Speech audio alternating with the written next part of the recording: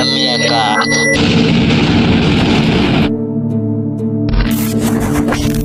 চারিদিকে আপন বলতে কেউ ছিল না।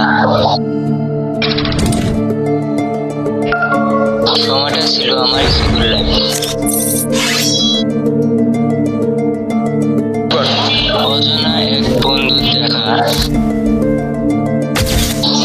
নাম কি সেটাও জানি না,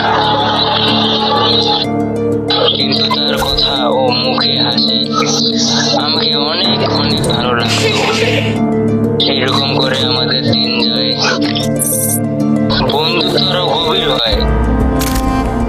কিন্তু আমাদের বন্ধুত্বের মধ্যে উড়ে এলো এক অজানা পাখি। নাম জানি না, হঠাৎ দেখা তার। নাম কি, কিন্তু তাকে দেখে মনে হয় যে আমার পোষা পাখি। আরে যে পোষা বলতেছে ওই পোষা না, মানে রিলেশন করি। কিছুদিন যাওয়ার পর বাধা। বাধা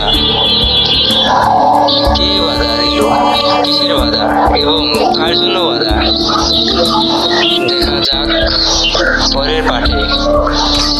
এটা ছোট একটা পার্ট।